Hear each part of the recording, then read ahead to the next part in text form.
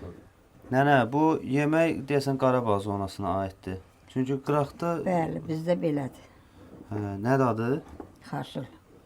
Onun özəlliyi xəmir yeməyidir və bəhməzlə yeyirlər. Yağ və Yağla bəhməz. bəhməz. Hə. Bizdə xaşıl düyünlə olur. Biz tərəfdə düyün. Görə də cəmaət nə yazacaq? Bəzilə biləcək, bəzilə bilməyəcək. Bu il heç eləmişdin bundan. Yox. İlk dəfədir. Həmişə qabaq bişirirdim. Niyə baba yemir? Nə bilim, uşaqlar evdə olanda boş qandallar. Nə boyda? Yekə qazanda bişirirdim. Bu qazanda yox ha. Hə. Uşaqlar yeyirdi hamısı. Nədir? Duru suya salmışam indi. Bir o var qaynadırsan suyu, unu tökürsən. O çətin olur, o adam qolu qırılır.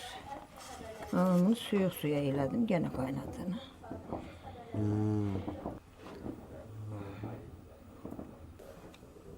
Bunu indi qarışdırırsan belə ki, yumurlanmasın. Hə, bəs nə o yanar devi yapışar.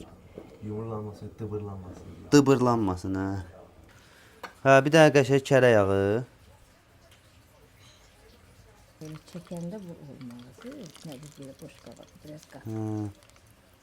Hə, o belə quyu kimi şeysən, arasına elə bitək. Şeyləri çökürəm, lazım olanda özünüz əlavə edirsiniz. Sonra yağla yeyilir, qarışdıra. Hə, bir də ki, Carve Luxury-dən sənə ətir göndəriblər. Çox sağ olun, payınız çox olsun.